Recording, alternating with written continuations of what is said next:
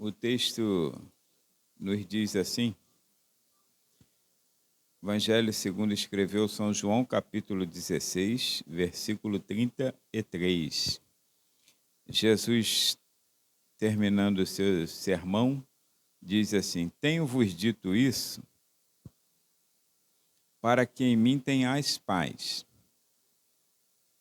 No mundo tereis aflições, mas tende bom ânimo, eu venci o mundo. Pai, em nome de Jesus, te rendemos graças por esta oportunidade que tem nos concedido de cantar louvores a teu nome, a tua majestade santa. E também, ó Deus, de poder ler esta bondosa palavra, Senhor, nesta casa de oração e receber de ti a orientação. Então, ajuda-nos, ó Pai, a compreender a tua palavra pelo teu bondoso Espírito Santo. Usa-nos, ó Deus, nesta noite, com o dom da palavra, da sabedoria e do conhecimento, e dá toda a revelação que for necessária para este momento, para que sejamos edificados, exortados e consolados com esta palavra. Assim te peço agradecido e confiante, em nome de Jesus. Amém. Se assenta, irmãos. Meus irmãos, nós temos esse texto. Eu lembro que, recentemente, nós falamos sobre a paz que Jesus nos dá, que o mundo não pode receber. E Jesus aqui novamente fala, tenho-vos dito isso para que em mim tenhais paz. Entretanto, uma das partes deste versículo está dizendo assim, ó, no mundo tereis aflições. E é nesse ponto aqui que nós gostaríamos de parar um pouquinho para meditar sobre o crente e as aflições. Irmãos, isso é fato notório para todos os crentes, até quem diga, e diz assim, se o crente não tiver aflição é porque ele não é salvo. Eu não chego a pensar nisso assim, não, porque a salvação é pela graça, não é mérito, né? Eu não preciso sofrer para ser salvo. Jesus pagou o preço da salvação por nós. Mas que é fato que Jesus falou, isso é fato. No mundo tereis aflições. Enquanto vivermos neste mundo, a nossa vida será recheada de aflições. Agora, claro que nós estamos olhando de um ponto de vista em que o Senhor está falando para a igreja. O mundo também tem aflições, de um modo geral. Mas estamos falando agora da vivência do cristão, porque nós nos perguntamos, às vezes mais do que as pessoas lá de fora, nós nos cobramos mais, porque servimos a Deus, porque, entre aspas, né, somos fiéis ao Senhor. Então, nós nos cobramos muito pelas aflições que vêm às nossas vidas. Mas a Bíblia, irmãos, ela explica a própria Bíblia. E a Bíblia, então, ela vem, assim, as causas, razões, por que das aflições do crente? É claro que seria bom para nós sermos salvos e não termos nenhuma aflição nesta terra. Vivermos sempre a mil maravilhas, mar de rosas. Mas nós temos aflições. Então, a Bíblia nos diz que há causas de aflições, e nós observaremos isso, mas também o comportamento do crente em relação ou ante as aflições também é fundamental sabermos. Isso faz uma grande diferença. Então, quais são as causas das aflições? Para que o irmão não pense assim, puxa vida, parece que eu cuspi no vinho da Santa Ceia. Não tem gente que fala assim? Quando as coisas vão dando ruim para ele, vão apertando o cerco, aí ele fala, não é possível, eu acho que eu taquei pedra na cruz. Irmãos, nada a ver. O que a Bíblia nos mostra que sim, há causas, há razões para aflições. Uma das causas fundamentais, eu vou dizer duas, né? Mas a primeira, dentre outras que você pode encontrar, dentro do contexto deste assunto, mas a gente não pode estender muito o assunto. Então, uma das causas que é primordial para a aflição do mundo, irmãos, e isso abrange a vida do crente também, por mais fidedigno que ele seja, a pessoa do Salvador Jesus Cristo, é o pecado de Adão e Eva. O pecado de Adão e Eva é a causa, é a porta que se abriu para toda espécie de aflição na terra.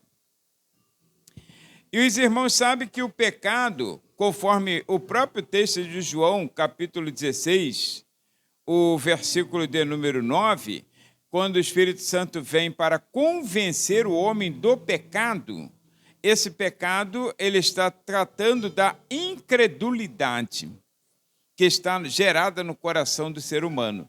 Então, esse pecado de Adão e Eva, que nós chamamos de pecado original, é o pecado da incredulidade. E esse pecado atingiu todos os seres humanos. Nasceu da carne e do sangue, então já nasce pecador. E se já nasce pecador, já nasce passivo de aflições. O próprio pecado faz com que a nossa consciência nos acuse. E essa consciência nos acusando, irmão, já traz uma gama de aflições tremenda.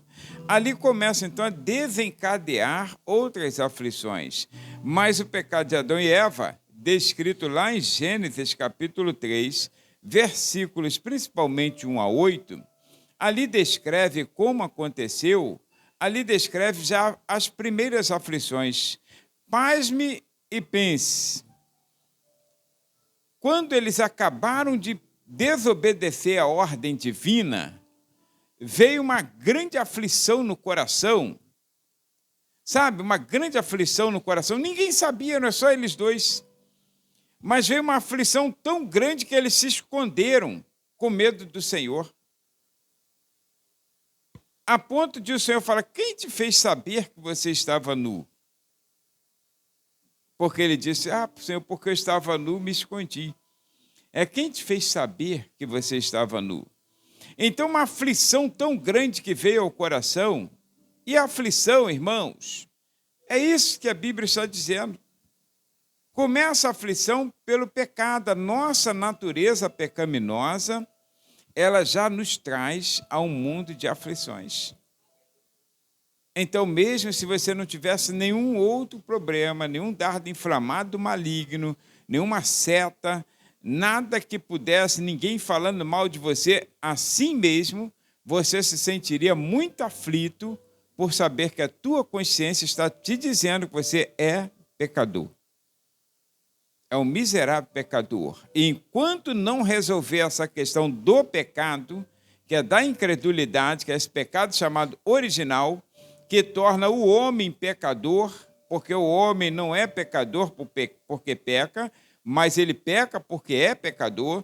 Então, esse pecado precisa ser tratado em nossas vidas para que possamos, então, entrar na paz que o Senhor está dando, que o mundo não entende, que excede todo entendimento. E só o crente pode tê-la. Por que só o crente pode tê-la? Porque quando nós já falamos a expressão, quando ele passa a crer, então esse pecado da incredulidade quebra na vida dele. Aí ele já não tem mais medo, ele já não tem mais pavor, ele já não tem mais aquela angústia no coração, porque sabe que tem o seu nome escrito no livro da vida do Cordeiro. Essa é a primeira razão. Agora, irmãos, aí você fala assim: bom, mas eu já me entreguei a minha vida a Jesus, eu quebrei essa aflição, eu quebrei esse pavor, esse medo, então eu não tenho medo da morte, eu não tenho medo de hoje, se eu gritar minha senha, se cantar minha senha, não tenho medo disso, eu não me preocupo com essas coisas, porque essa aflição eu não carrego no meu coração. Eu sei que todos os meus pecados, ainda que o meu coração, a minha mente possa trazer uma acusação, porque é possível, aí eu sempre lembro das Escrituras que diz: nenhuma condenação há para os que estão em Cristo Jesus, que não andam segundo a carne, mas segundo o Espírito. Então, eu não tenho essa aflição na minha vida. Agora, qual a outra causa de aflição que então mantém o crente, irmãos? Olha, eu disse que ia falar duas, não, mas vamos falar três, por necessidade. Atitudes negligentes. Porque eu sou crente em Cristo Jesus, sou nova criatura. As coisas velhas se passaram e eis que tudo se fez novo. Mas por que eu ainda tenho a atitude de um homem velho? E enquanto eu estiver com a atitude de um homem velho, da velha natureza, o apóstolo Paulo trata isso, e muito bem tratado no capítulo 6 da carta aos Romanos. A velha natureza, ela precisa ser crucificada com Cristo.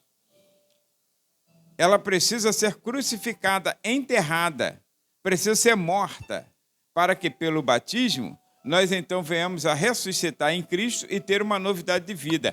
E isso diminuiria a nossa aflição. Mas atitude negligente, olha, negligência, por exemplo, a lei da semeadura. Irmãos, não tem nada mais exato do que a lei da semeadura. E o Espírito Santo de Deus colocou isso ao coração do Paulo, e ele então falou justamente quando estava falando sobre obras da carne e fruto do Espírito. Ou seja, obra do velho homem, da velha natureza, e ações também do novo homem, da nova natureza. Aí ele disse assim, irmãos, olha, aquilo que o homem semear, isso ele colherá. Não tem nada mais certo do que isso. Então, a negligência, a lei da semeadura de Gálatas, capítulo 6, versículos 7 a 10, é muito justa, irmãos. Eu tenho muitas aflições devido àquilo que eu estou semeando. Quantas vezes semeamos inimizade? Eu não estou falando que vocês, não estou falando nós estamos. Quantas vezes falamos mal de alguém? Todos aqui falam mal de alguém. Isso traz grande aflição às nossas vidas, irmãos. Quer dizer, uma atitude de um velho homem, de uma velha natureza, quando nós já somos nova criatura. E devemos viver essa novidade de vida, porque já ressuscitamos com Cristo. Assim o apóstolo Paulo traz para nós. A isso causa aflição. Eu não sei, ninguém sabe a razão que o apóstolo Paulo, ou seja, aquilo que quer dizer o espinho na carne, ficou uma incógnita, ninguém sabe o que é, mas reflete bem o espinho de nossa carne, ou seja, não importa qual seja o teu espinho, qual seja o meu, mas aquilo na vida de Paulo, um homem transformado, foi uma negligência à lei da semeadura, alguma coisa que ele cometeu que agora está colhendo, e ele não tinha paz completa por causa daquela aflição. Aí ele ficava, Senhor, tira de mim esse espinho na carne. Ou seja, vamos transliterar, tira de mim essa aflição de espírito. Assim como Davi, no Salmo 51, que ele estava com o coração aflito, aí o Senhor ele estava pedindo, Senhor, devolve-me a alegria da salvação. Ele queria aquela alegria novamente, irmãos. Grande aflição por causa da colheita de algo que ele tinha semeado. Ele não deveria ter adulterado, não deveria ter dado ordem para matar um homem inocente. Agora ele estava colhendo. Está vendo? Então, negligência à lei da semeadura. O Espírito de Deus fala assim, ó, aquilo que você semear é o que você vai colher. E tem uma coisa interessante na lei da semeadura. Não importa se a semente é boa ou se a semente é ruim. A colheita é sempre maior do que a semeadura. Você semeia 1 grão de milho e colhe várias espigas com vários grãos. É coisa boa. Mas se eu semear também 1 grão de alguma coisa ruim, eu vou colher várias espigas com vários grãos de coisas ruins. Isso vai trazer grande aflição. Então, essa aqui é atitude negligente, ou seja, negligência à lei da semeadura, de Gálatas 6, 7 a 10, negligência à escolha de amizades. Gente, eu sempre gostei de ter boas amizades, sempre gostei. Sempre gostei de ter boas amizades. Eu não gosto de andar com maus elementos. Nunca gostei. Eu não gosto de andar com pessoas que têm a malignidade no coração, que não têm temor de Deus. Agora, quantas pessoas hoje colhem e estão passando grande aflição porque são negligentes à escolha de amizade? O Salmo de número 1, irmãos, todo mundo conhece. Salmo de número 1. Olha, é feliz, é abençoado do céu, é próspero o homem que teme ao Senhor, que anda nos seus caminhos, que medita a sua palavra de dia e de noite, que ele não anda no conselho dos ímpios. Isso serve para qualquer idade. Não importa se é jovem, se é adolescente, se é pré-adolescente, se é velho, porque nós selecionamos as nossas amizades. Só que quando você seleciona hoje e você escolhe uma amizade ruim, uma pessoa de má índole, para que você ande com ela, sente, participe, vamos ali fazer um lanchinho com uma pessoa ruim, você colherá aquilo que está semeando. E isso trará grande aflição para a sua vida. Por isso que o crente insiste em dizer, eu sei que isso aí, irmãos, às vezes entra no ouvido e sai no outro. Por exemplo, crente casa com crente. Tu já viu o número? Me perdoe as irmãs ou os irmãos que casaram com descrente e hoje estão pedindo oração. Nós vamos orar, eu não vou me negar a orar. Mas, irmão, tu poderia ter evitado esse negócio. Irmão, ora para o meu esposo que está desviado, ora para o meu esposo que nunca quis Jesus, ora pela minha esposa que... Irmãos, eu sei que pode ter gente boa, não crente, eu não estou falando que a pessoa é de todo má, não, mas o pecado da incredulidade cega o entendimento. Então, o crente que ele quer ter menos aflição, ele precisa casar com outro crente. E não é apenas ser um crente, não, é alguém que tem o mesmo ideal, alguém que tem o mesmo objetivo, tem o mesmo temor de Deus, alguém que você pode orar junto, pode ler a palavra, pode discutir o assunto.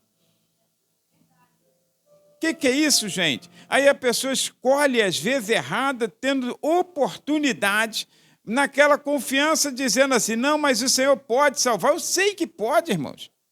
Mas entre o pode e o efetuar, tu vai chorar muito. Está entendendo? Então, tem aflições na minha vida que é por escolha.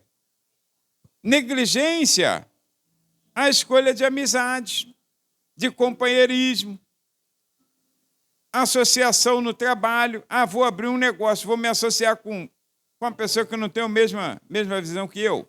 Daqui a pouco eu quero andar honesto, ele quer roubar. E aí? A aflição que eu tenho. Irmãos, procura escolher as melhores amizades. Vê quem presta e quem não presta. Faz uma avaliação, não é juízo. Avaliação não é julgar. Se você for entrar numa empresa, você não será julgado, mas você será avaliado. Isso aqui atende o perfil da nossa empresa. Não quer dizer que se você não atende, você foi julgado. Negativo. Ninguém disse que você não presta, só não atende ao perfil da empresa. Aquilo que está sendo requerido para aquele momento. Olha, você pode ter muitas qualidades, mas você precisa avaliar pessoas. Isso aqui serve para mim. Pode até não servir para outros, mas serve para mim. Pode até não servir para mim, de repente vai servir para outro que está menos interessado. Agora, você precisa fazer avaliação. Porque eu sempre digo assim, anda com quem anda com Deus. Segredo é estar na casa do Pai. Nunca sair da casa do Pai. O filho pródigo na casa do pai era chamado de patrãozinho. Isso aí é o filho do homem. Vamos respeitar. Depois que ele saiu da casa do pai, é um comedor de lavagem. Ninguém respeita mais. Nem o seu próprio irmão queria dar o reconhecimento devido a ele. O segredo é ficar aqui dentro, em comunhão com aqueles que têm comunhão com Deus. Então anda com quem anda com Deus. Deixa o ímpio viver a vida dele. Não condena ele, não, porque aquele que não crê já está condenado. Agora, deixa ele viver a vida dele. Você viva a sua. Você é servo. Porque quando você escolhe errado, você vai passar por aflições pela escolha errada. Não tem gente que fala, eu estava na hora errada, no lugar errado, com a pessoa errada. E por que estava com a pessoa errada no lugar errado, na hora errada? Por escolha, meu filho. Porque eu posso dizer assim, não vou. Não vou. O camarada falou, menor de idade, falou para a juíza. Ele disse assim, não, eu não tinha nada com isso, mas o colega me chamou para ir ali para fazer um ganho. Aí eu fui, E ela falou, você não tem nada com isso? Quer dizer, que se ele mandasse você pegar aquela arma que estava na sua mão, atirar na sua cabeça, você ia atirar? Aí ele gagueja. São escolhas da vida. São escolhas. Irmãos, negligência, a escolha de amizades, é um perigo e faz muita gente sofrer.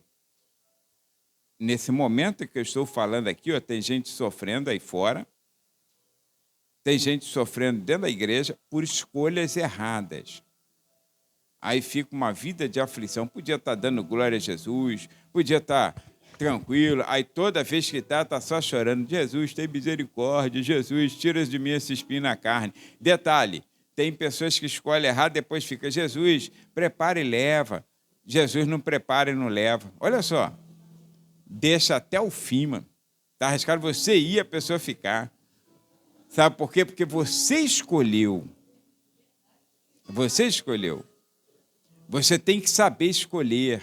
Tem que saber. Abraão, irmãos, já estava bem velho. Bem velho. Chamou Eleazar, seu mordomo, e disse assim, por favor, você vai à casa do meu irmão, a minha família, e lá você vai escolher uma mulher para o meu filho. De lá, não escolhe de outro lugar. E Eleazar, dada a responsabilidade, ele falou, Senhor, abençoa essa minha escolha. Aí fez a prova lá com Deus, e Deus deu certinho o que deveria ter sido feito. Deus tem preocupação com as nossas escolhas. Para a amizade é a mesma coisa. Tem gente que não presta, irmãos. Tem gente que é maligno, tem gente que é falso. Você não vai destratar, não. Não vai destratar.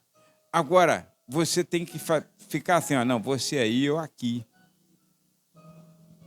Se você não quiser aflição para a sua vida. O mundo já tem aflição. Pecado já traz aflição. Então, eu não preciso acumular mais pela minha escolha. Escolha as pessoas certas para o seu convívio, para levar na sua casa, para fazer parte do seu ciclo de amizade de maior intimidade. Tem pessoas que não podem entrar na casa. Tu lembra da história do rei Ezequias, né? Registrado em Isaías 39:4, que escolheu lá umas pessoas que foram visitar e mostrou tudo que tinha na casa dele. Podia ter, muito obrigado, ter vindo aqui e tal. Recebia ali na sala, e dali mesmo ia embora. Não, mostrou a casa toda. E o zoião só crescendo. Depois levaram tudo o que ele tinha. Tem pessoas que são ruins. Você não pode julgá-las, mas pode avaliar. E nessa avaliação você diz, não, eu tenho determinada distância para ficar com essa pessoa. E tem gente não, você pode levar para o seu convívio, pode levar para o seu ciclo de amizade, se assentar com aquela pessoa que será bênção para a sua vida e você bênção para a vida dessa pessoa. Olha, a negligência, a obediência. Irmãos,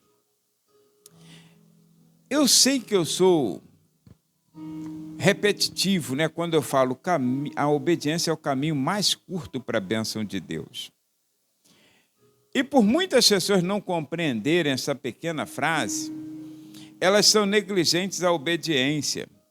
E quando você negligencia a obediência, você sempre terá uma aflição maior do que o obediente. O obediente é assim, ele pode até entrar numa aflição por conta de alguém que fez ele passar por essa aflição, mas eu falarei sobre isso. Mas ele sempre vai sair bem lá na frente. Agora, o desobediente, irmãos, todo fruto da desobediência vem como aflição para a sua vida. Nós temos o exemplo que já até citamos de Gênesis capítulo 3. Olha a aflição que veio à vida de Eva e também de Adão por eles terem sido desobedientes. Porque o Senhor não pediu uma coisa difícil. Ele disse assim, de todas as árvores que estão plantadas no jardim, de todas vocês podem comer do fruto livremente, mas da que está no meio, não comam. Uma árvore. Uma. É como se você estivesse assim numa banca de hortifruti e tem todo tipo de frutas que você conhece e desconhece. Mas o dono do hortifruti fala assim, ó, você fica à vontade, só não pega aqui nessa. Essa aqui não, o quê? Isso aqui é outra história, está reservada, é minha. Aí você vai justamente naquele falou que não deveria. Merece ou não merece castigo? Você ficaria como dono ou não chateado? Foi o que aconteceu com o pai. Fruto da desobediência trouxe grande aflição. Exemplo, Juízes, Josué capítulo 6. Josué capítulo 6. Josué capítulo 6 tem um homem chamado Acã. Irmãos, ele é como qualquer outra pessoa. Você acha que aqueles soldados que deram seu suor pela batalha de Jericó, você acha que eles também não tiveram desejos? Você vai no escombro de qualquer coisa aí, se você vê uma coisa diferente, você já quer pegar. Eles foram numa cidade que era riquíssima. Aí o que acontece? Eles também sentiram desejo, mas vem no coração, a mente, e vem a lembrança daquela voz dizendo assim, ó, vocês vão detonar tudo lá e não pode pegar absolutamente nada. Somente prata e ouro pode ser recolhido para a casa do Senhor. Mas o resto, taca fogo em tudo. Todo mundo tentado, mas todo mundo lembrando. Aí vai um chamado Acã, e ele pega uma cunha de prata,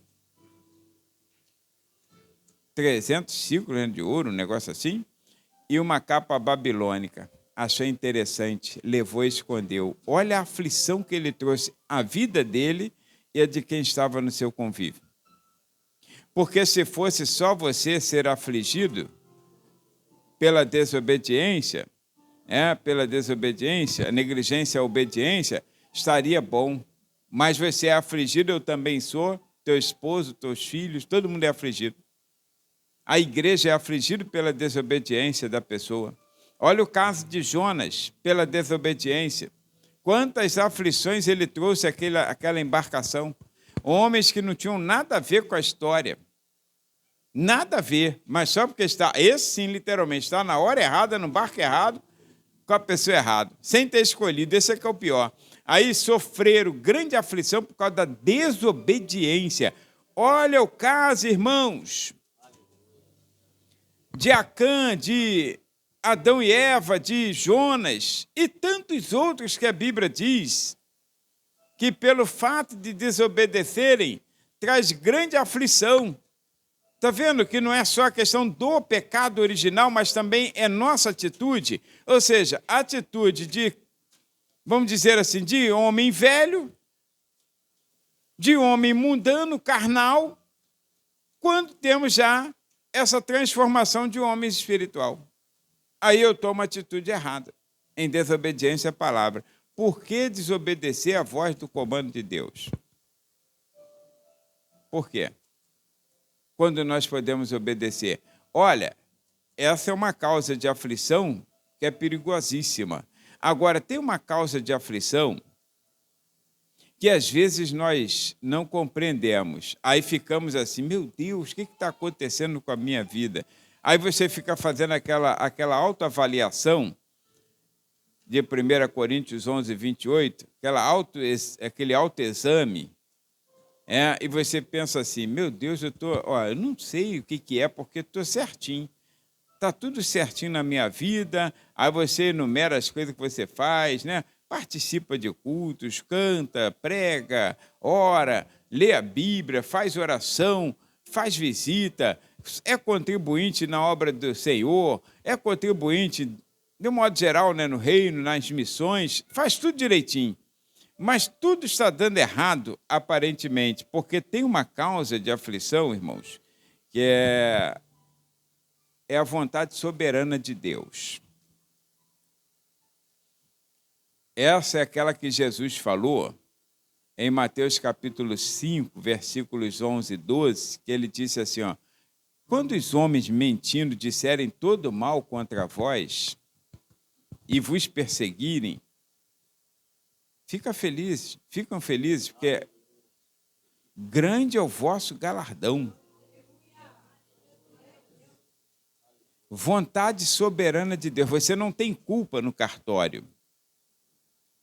E essa vontade soberana de Deus, às vezes, causa, humanamente falando, aflição nessa terra. Vamos citar um exemplo? Exemplo, José.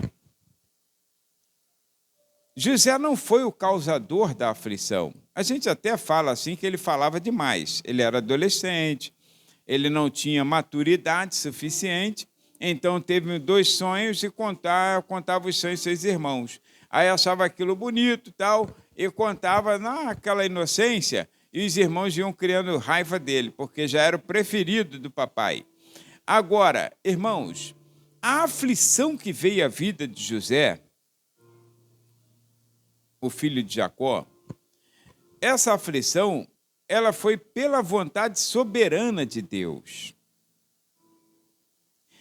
E ainda que não entendamos, o apóstolo Paulo, que também passou por essas coisas, ele diz assim, a vontade de Deus é boa, agradável e perfeita. Você pode não entender, eu posso não entender, mas ela é boa, sempre será boa, agradável e perfeita. Traz aflições, mas é aquela que eu disse que lá no fim sempre dará certo. É aquela que nós falamos assim, irmãos, se ainda não deu certo é porque não chegou ao fim. Porque chegará lá no fim e você verá que deu certo. Essa vontade soberana faz uma grande aflição às vezes em nós, traz uma grande aflição, porque você pode imaginar José, a grande aflição que trouxe à vida dele, o fato de ele obedecer a seu pai, que estava em obediência à vontade de Deus. O homem sofreu muito na sua adolescência. A gente pode dizer assim, ele perdeu a sua juventude. José não teve juventude. Não teve. Ele foi vendido como escravo aos 17 anos e viveu ali no Egito. Não teve juventude. Ele casou por lá mesmo, depois, né? Quando tinha já seus 30 anos, e Deus já começou a despontar o propósito dele na vida de José. Trouxe grande aflição. Moisés, irmãos, parece ter sido a escolha dele trazer aquela aflição à sua vida quando ele matou o egípcio. Mas ali tinha um plano de Deus. Deus tinha que trabalhar de alguma maneira que ele saísse do Egito. Moisés perdeu tudo, literalmente. Tudo. Por isso que ele entrou na galeria dos heróis da fé. Ele perdeu tudo, porque ele tinha um temor de Deus no coração. Aquilo trouxe grande aflição à sua vida, o obedecer à voz de Deus. Tudo que o Senhor ordenava era tudo que ele fazia. Ele não gostava e nem desejava dar um passo sequer sem a direção do Espírito Santo de Deus. Aí trouxe aflição, trouxe calúnia à sua vida, trouxe perseguição, trouxe murmuração de várias pessoas, querendo, quem sabe, até linchá-lo, né? Porque ali era uma incitação, aquela primeira incitação de frente ao Mar Vermelho. Pensa, irmãos, o medo que dá, a aflição que dá, um povo tudo insatisfeito contigo. Porque na hora do bem bom, que está dando tudo certinho, está saindo da escravidão, todo mundo, Moisés é o cara mesmo, Moisés é o maioral, mas é o mesmo povo que diz, Hosana, bendito que vem em nome do Senhor, é o mesmo que está lá dizendo, crucificam. Porque o ser humano é assim. Se você é mão aberta, se você está prestando, você é um camarada que está sempre pronto a atender, a solicitar, irmão, tá bom, está aqui, conta comigo. Diz não um dia para você ver.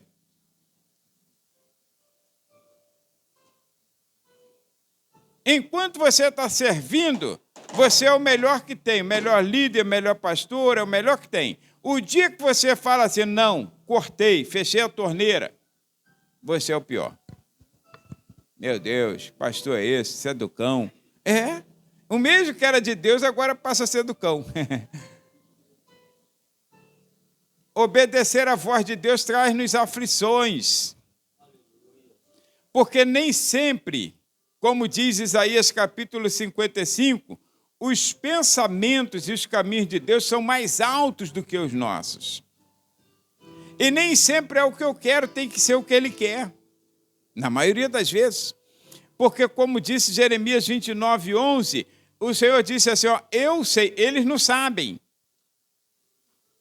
Trouxe grande aflição à vida de Jeremias o obedecer à voz de Deus, por causa da vontade soberana de Deus. Todo mundo queria ouvir o quê?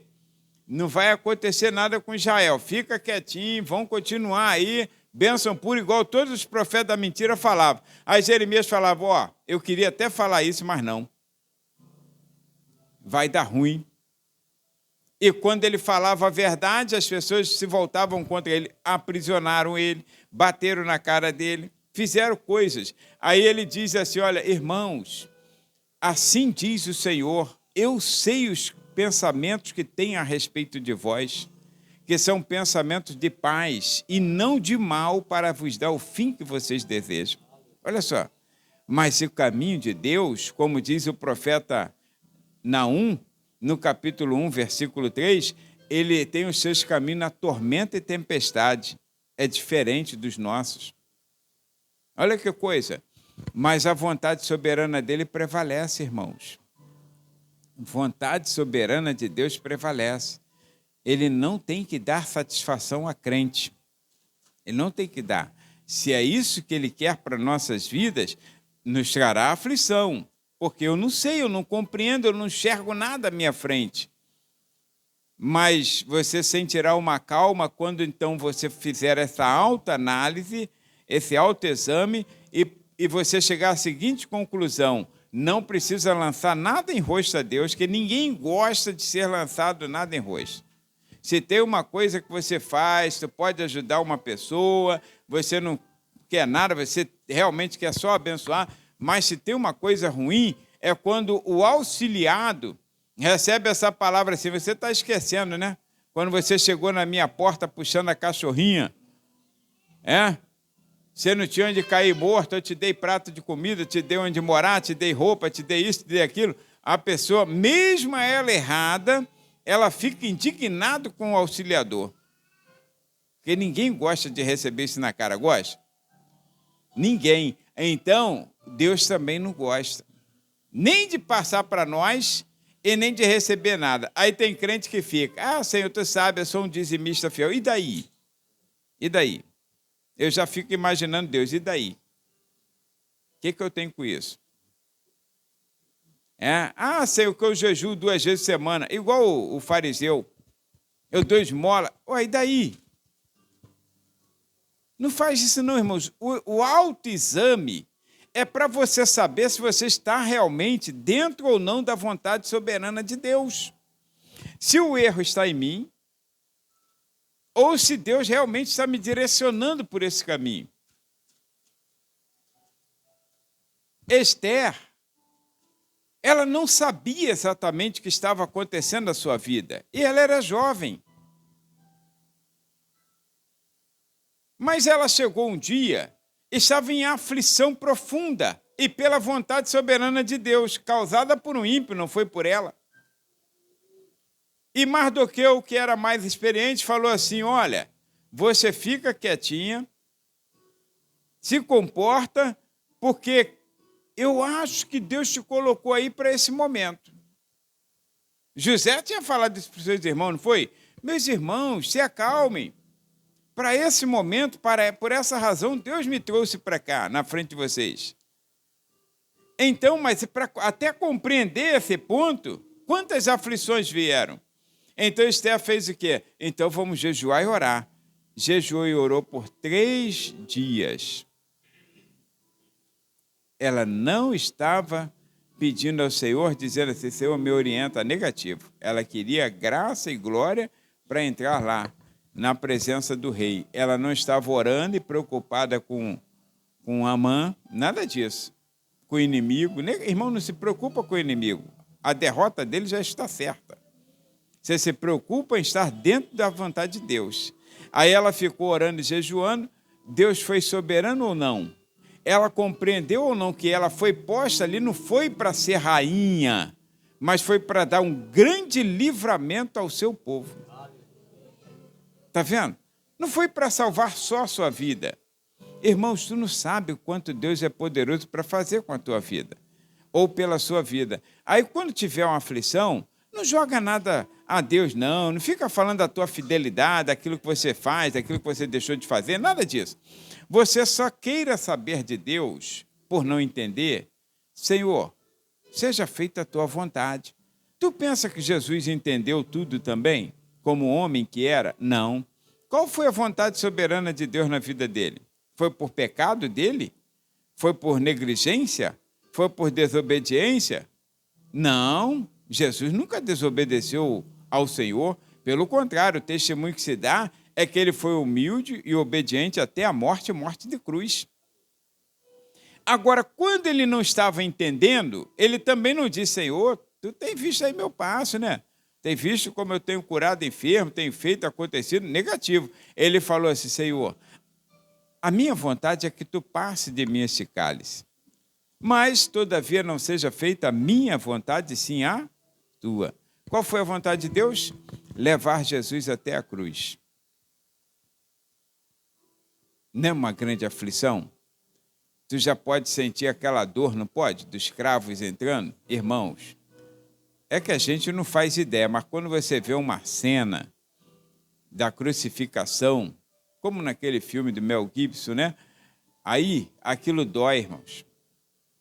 Ali tu se sente realmente um miserável, um condenado, é um pecador, porque ali ele não tinha culpa nenhuma para levar aquilo.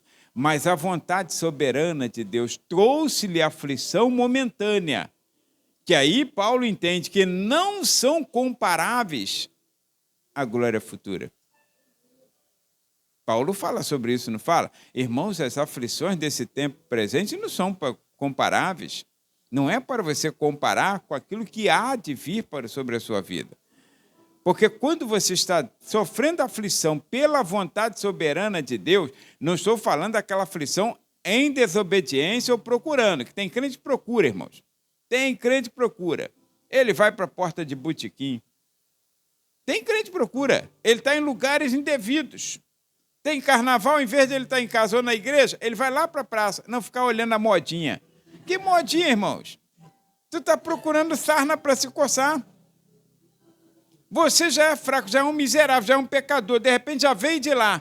Aí quando começa o batuque, você fica: me segura, Jesus. Jesus não vai te segurar, não. Não vai te segurar, pode acreditar.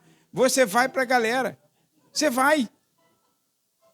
Porque você vai cair, porque você é fraco. E fraco tem que ficar no meio dos fortes, irmãos. Lugar de fortalecimento é aqui na casa do Senhor. Aí você tem a fraqueza? Então, irmãos, por favor, qual é a tua fraqueza? Não posso ver uma branquinha. Branquinha, eu estou falando aquela cachaça, né? Não posso ver uma branquinha. Então, para de passar na porta do botequim. Ou quando passar, não pare. Mas vê lá alguém lá e você já vai se achegando. Dali para cachaça é um pulo, irmãos. É um pulo. Aí você fala, meu Deus, era obreiro da casa de Deus, agora está ali na rua um pinguço. Por quê? Porque ele foi caindo gradativamente, porque estava num lugar que não deveria ficar. A vontade soberana de Deus é uma coisa, agora nossas aflições por nossa vontade é outra. Jesus passou grande aflição para ir ao Calvário. Grande, irmãos, a aflição que a gente não tem noção, nem quero ter essa noção de uma pessoa suar gotas de sangue. Pensa na aflição. Você já passou muitas aflições. Agora, qual foi o dia que você suou gotas de sangue? Então, é incomparável aquela aflição. Agora, se ele não entende a vontade de Deus e ele desobedece à vontade soberana de Deus, que era possível acontecer, o que ia acontecer com a vida dele? Ele ia sofrer a si mesmo grande aflição. Porque você acha que quando ele chegasse ali, mesmo falando assim, eu não quero ir para a cruz, não, vou fugir, tu acha que não iam atrás dele? Ia atrás dele, de qualquer maneira ele morreria. Só que agora ele morre, como aquele outro ladrão lá, e vai para a eternidade perdida. Por quê? A aflição pela vontade soberana de Deus é diferente da aflição que nós procuramos. Você é brigão, você fica brigando com um com o outro, xinga o vizinho, se mete na encrenca dos outros. Irmão, não se mete em fofoca, não. Retira o teu pé da casa do teu vizinho para que ele não se enfade de ti, não é assim que a Bíblia diz? Deixa ele viver a vida dele, você viva a sua, porque você procura aflição para a sua vida. Ah, pastor, era por mim que o diabo está furioso lá no trabalho, mas como é que é a tua vida lá? Chega atrasado, sai cedo, falta. Até eu mesmo, se eu fosse o diabo, ia estar furioso contigo. Meu Deus do céu, porque você não cumpre com o teu dever, tu quer o quê? Tu queria que ele estivesse rindo para você? E não é o diabo, não. É só o adversário lá, o patrão. Que você já está vendo ele como o diabo. Porque qualquer adversário se torna um diabo, irmão. Agora, olha, cumpre a tua obrigação para ver. Tem aflição? Tem. Mas o Senhor será contigo. Vai para a cova dos leões? Vai. Foi culpa de Daniel? Foi culpa de Sadraque, Mesaque e Abednego irem para a fornalha? Pensa numa aflição, só em pensar que você vai ser lançado lá e que o leão vai te abocanhar, ou vai ser lançado naquela fornalha e vai morrer torradinho. Aí pensa, cremado vivo, o que é isso, irmãos? Se algumas pessoas pensam assim, cremado morto já deve ser ruim, imagine cremado vivo. Aí, olha, pensa na aflição, mas por obediência à vontade soberana de Deus permitiu e deu-lhes grande vitória. E eles foram mais honrados quando saíram do que quando estavam entrando. Tá? É diferente. Agora, irmãos, então a vontade soberana de Deus, irmãos, essa aflição é para a glória dele. Lembra do cego do capítulo 9 de João? Senhor, quem pecou esses seus pais para que nascesse assim? Porque deve ser uma coisa horrível você nascer cego. Ficar cego deve ser ruim. Claro, mas nascer cego, pelo menos que ficou cego, ainda vai ter alguma memória daquilo que ele já viu. Agora, que nunca viu nada. Ele queria pelo menos ver alguma coisa, igual a gente fala, queria ser pobre só um dia, né? Ou ser rico pelo menos um dia para ver como é. Olha, irmãos, deve ser uma coisa horrível. Aí Jesus falou, não foi ele nem seus pais. Ele nasceu assim para a glória de Deus. Olha só. A vontade de Deus para que o nome de Deus fosse glorificado. Foi ou não foi glorificado? Foi. Agora, olha, e também é para a correção daquele... o caso de Jó, a gente não precisa nem mencionar, né? Capítulo 2, 1 a 10. Vontade soberana de Deus para a glória do nome de Deus. Até hoje a gente glorifica a Deus por causa de Jó. E Jó depois falou assim, Senhor, eu te conhecia só de ouvir falar, e já tinha aquela fé toda, hein? Agora meus olhos te veem. Está vendo? A vontade de Deus é perfeita, é boa, é agradável, embora no meio da aflição. Agora, irmãos, essa vontade soberana de Deus também é para a correção daqueles a quem Ele ama. Hebreus capítulo 12, versículos 4 a 6, e principalmente versículo 6, está dizendo que Deus castiga a todos quanto ele ama e foram aceitos como filho. Olha que coisa. Quer ter uma certeza de que você é filho de Deus? Nesse autoexame, você está sofrendo aflição e você avaliou que você não fez nada de mal, não falou mal de ninguém.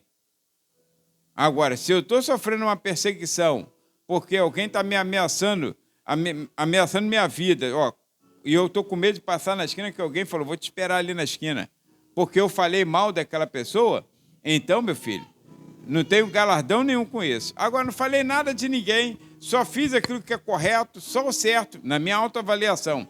E estou sofrendo perseguição, então eu tenho a convicção de que sou filho de Deus. Porque o Senhor diz assim, eu repreendo e castigo a todos quanto amo e que foram aceitos como filho. Então, se você está andando direitinho como crente em Cristo Jesus, mas está sofrendo aflição, e você já fez toda essa avaliação, vida do pecado ficou para trás, está escolhendo boas amizades, está fazendo tudo direitinho, irmãos, acredite, você é filho de Deus. Aí sim é porque o diabo tem raiva que você é filho. Teu nome está escrito no livro da vida do Cordeiro. Isso vale muito para nós, tá? Isso está escrito lá, dentro daquela questão da correção, a vontade soberana de Deus. Agora, qual o comportamento nosso ante a aflição? Qual deve ser o nosso comportamento? Sabedor de tudo, daquilo que nós avaliamos agora e daquilo que veio à sua mente durante isso. Irmãos, comportamento será sempre esse. Lembrar que a vontade de Deus é boa, agradável e perfeita. Isso te ajudará muito. Muito. Você passará a não olhar para as pessoas que estão atirando a pedra e nem para o tamanho da pedra, se é grande ou se é pequena, se vai ferir ou não, ou se vai pegar aqui ou ali. Você passará a olhar para o alto e verá sempre Jesus em pé à destra de Deus. Sempre, como Estevão.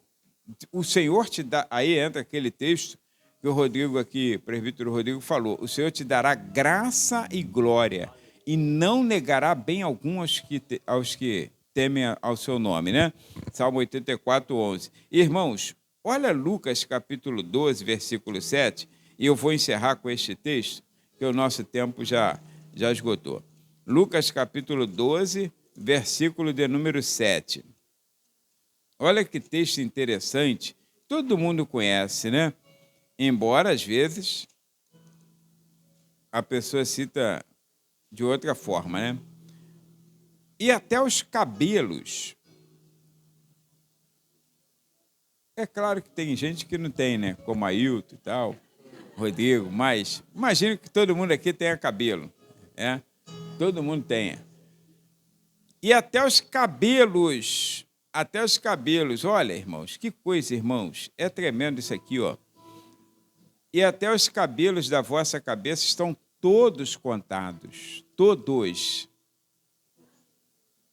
Não temais, pois, mais valeis vós do que muitos passarinhos. Todos estão contados. Aí nós usamos um pseudo versículo que não está na Bíblia, mas está no Alcorão. Mas a gente fala como se estivesse na Bíblia, por causa disso aqui. Que não cai uma folha de uma árvore. Não está na Bíblia, está no Alcorão, né?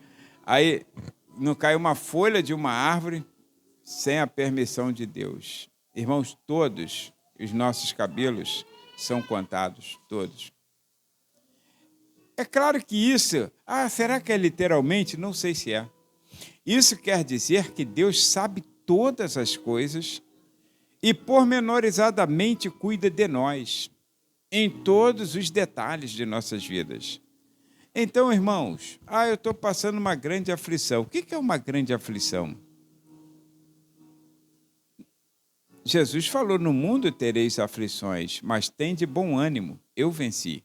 E eu gosto de citar todos os dias, eu cito repetitivamente, todo dia, irmãos, todo dia na minha oração, eu cito pela manhã, Muitas são as aflições de um justo, mas o Senhor o livra de todas. Todo dia eu cito, porque eu sei que este é o dia que o Senhor nos fez e devemos nos alegrar e nos regozijar nele. E sei também que para me alegrar e me regozijar nele, num dia cheio de aflições, eu dependo de Jesus, porque sem mim nada podeis fazer. Aí então peço, Senhor, não me deixe sozinho nesse dia. Me ensina a contar esse dia de uma maneira que alcance um coração sábio. Porque, irmãos, aflições você terá. Teve, tem e terá. Mas ter aflição por vontade soberana de Deus dá bom resultado lá na frente. Então, evita provocar a aflição. Já ouviu alguém dizer assim? A gente não pode dar sorte para o azar. Deixa o azar é azar, nunca será sorte. Aí você fica facilitando, vai ser uma sorte do azar ter você na frente dele. Então não, você viva a tua vida em paz com Deus, porque a paz que excede todo entendimento é nossa. A paz é nossa, o Senhor já nos deu, não tira, ninguém pode tirar de nós. Agora, aflições virão? Claro que virão, irmãos. Claro que virão, mas não fica entrando por caminhos assim, achando que é o fim, acabou para a minha vida, não tenho mais o que fazer. Irmãos, se você é filho de Deus, o Senhor está só te dando um castigozinho, uma disciplina, porque Ele vê alguma coisa que pode melhorar ainda em você. É claro que tem filho que apanha mais do que outros, não tem? Tem uns filhos que são mais rebeldes, mais levados, mais desobedientes. Aí não é justo também para o papai e mamãe bater nos filhos de igual maneira, é justo? Vem cá você também, porque, mas eu não fiz nada. Não, mas vai apanhar também para não rir do seu irmão. Não, não é justo isso. Ele vai esse aqui, tu fica olhando, continua assim, para poder não acontecer o que vai acontecer com ele agora. Aí só vai o rebelde. Mas, irmãos, se o Senhor ainda me dá uma aflição, é porque eu tenho que melhorar em alguma coisa. Tem que melhorar em alguma coisa. Porque Ele me quer, olha, no prumo, no nível. Santo, assim como Ele é santo. Amém? Então, fique com essa palavra hoje.